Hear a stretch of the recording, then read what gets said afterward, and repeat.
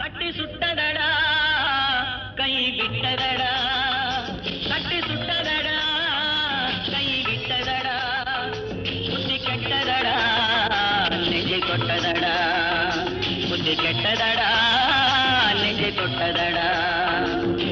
நானும் நடந்து முடிந்த பின்னால் நல்லது கெட்டது தெரிந்ததடா,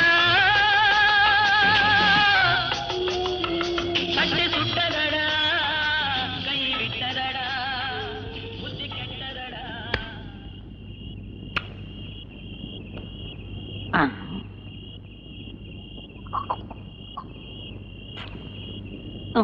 உப்புலியப்பா, என்ன இப்படி ஓட்டாண்டி ஆக்கிட்டியப்பா. அடேய் புண்ணியகோடி, எங்கடா இருக்கிற? இங்க தாண்டா இருக்க. ஞான தேசிகா, நீயே இப்படி ஆயிட்டியா? அட பாவி புண்ணியகோடி, ஒரு யோசனையை கேட்டு என் பொண்ணுக்கு மாப்பிளையா ஒரு வடிகட்டின முட்டாளை கட்டி வச்ச. குடிகட்டி பறந்துகிட்டு இருந்த என்ன அடிமட்டத்துக்கு தள்ளி படிக்கட்டுல உட்கார வச்சுட்டாண்டா பிச்சைக்காரன். எது எப்படியோ சொல்றேன்னு தப்பா நினைக்க கூடாது. நாளையில இருந்து பிச்சை எடுக்க இந்த பக்கம் வராது. ஏன்? இது ஏன் ஏரியா. நீ நம்ம சங்கத்துல மெம்பர் ஆயிடு, உனக்கு ஒரு ஏரியா போட்டு கொடுப்பாங்க. யாரு சொன்னான்னு பாக்குறத விட என்ன சொன்னாங்கறத பாருன்னு அடிக்கடி சொல்லுவிய ஞான தேசிகா. இப்ப நான் சொல்றேன் கேட்டுக்க. என்ன சொன்னான்னு பாக்குறதோட அது யாரு சொன்னாங்கறதையும் பாரு.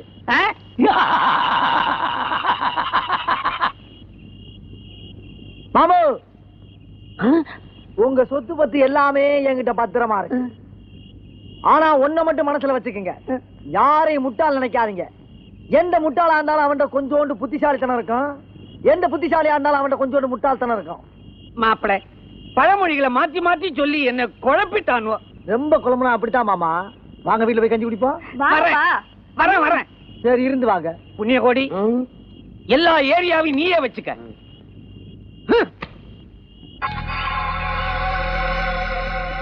ஆள் பொழைச்சுக்கிட்டானே. பொழைச்சுக்கிட்டானா? நல்லாவே தேறிட்டான். அது மட்டுமா, மாமியார்காரி மனசு கேட்காம ராத்திரி போய் பார்த்தாலாம், ஈர்சனத்தோட வந்து சேரன்னு வேற சொல்லிட்டு போயிருக்காளாம்.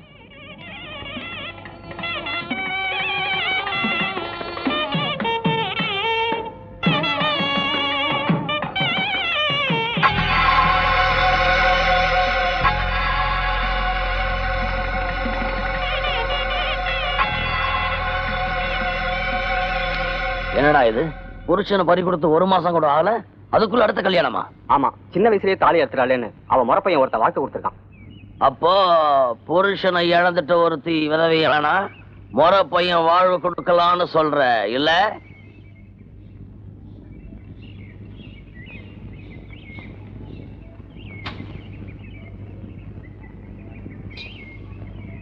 எப்போ சாரி, என்னையா விசேஷம்? நம்ம செல்லப்பா தலையில காயப்பட்டு கிடக்குறான்ல, அவன் பொஞ்சாதி அங்க பிரதட்சணம் பண்ண போறாளாம்.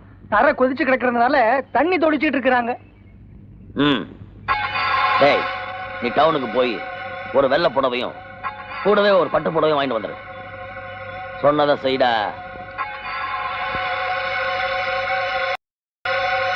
நீ என்ன பண்ற? சாயந்தரம் எப்படியும் சரோஜா கோயிலுக்கு வருவா. நான் ஊர் எல்லையில இருக்க காளி கோயில் இருக்கிறேன். எப்படியாவது சரோஜாவை கடத்தி நான் இருக்கிற இடத்துக்கு கொண்டு வந்திருக்கேன்.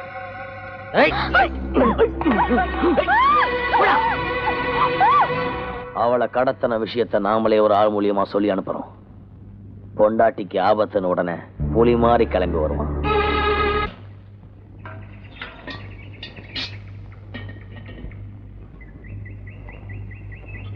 இந்தாங்க, எல்லாம் நம்ம பொண்ணுக்கு தான். ஆமா, இருங்க ஒண்ணு மறந்துட்டேன். என்ன விளக்குக்கு திரி எடுக்க போறாளா?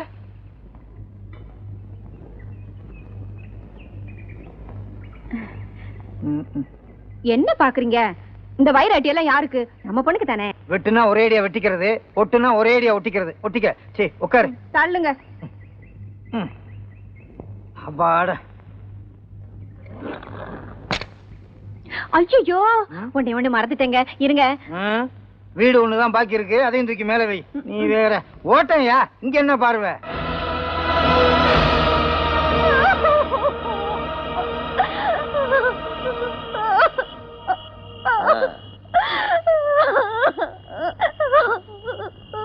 இன்னும் கொஞ்ச நேரத்துல உன் புருஷன் இங்க வரப்போறான்.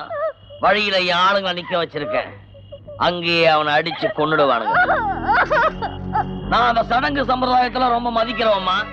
உன் புருஷன் செத்துட்டான்னு வச்சுக்க, நீ விதவை ஆயிடுவ. அதுக்குதான் அந்த வெள்ளை சேலை. அது மட்டும் இல்ல, இந்த தாரை தப்பட்டை இதெல்லாம். டேய், என்னடா கையில புடிச்சு சும்மா நிக்கிறீங்க? பாப்பா ஆசைப்படுதில்ல, வாசி காட்டுங்கடா.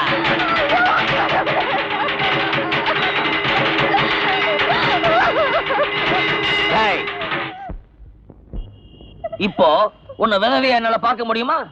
முடியாது. உனக்கு உடனே வாழ்க்கை தர போறேன். அதனாலதான் இந்த பட்டு புடவை மேல நாளங்கள்லாம். டேய், இதையும் சரோஜா கேட்கற வாசி காட்டுங்கடா. எடுத்துக்கடா. பாப்பா அழுவதில்ல, பாவம். அதுவே மாஜி புருஷன் சாக போறானேன்ற கவலையில அழுதுகிட்டு இருக்கு. இவனுங்க ஒருத்தங்க விவஸ்தை கட்டவனுங்க. டேய், என் புருஷன் சாமானியமா சாக மாட்டாருடா.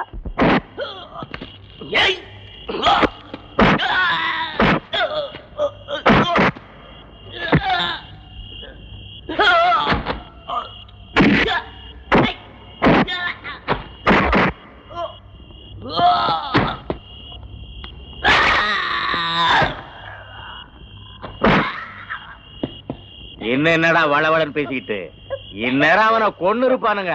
வளையல உட, தாலி அறுத்தேரி.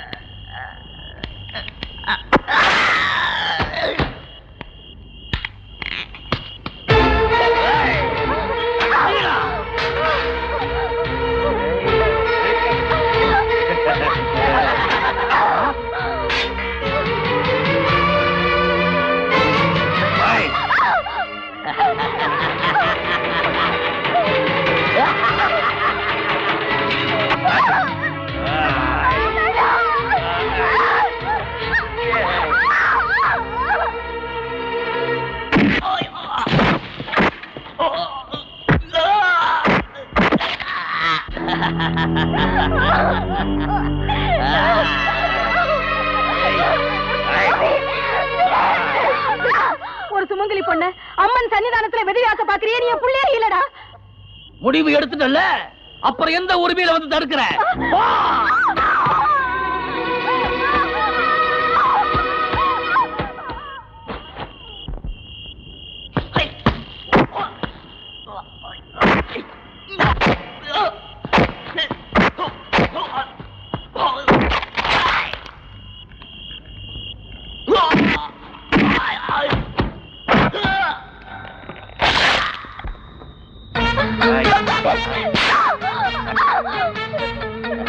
ஓடுறியா? ஓட, இப்ப ஓட.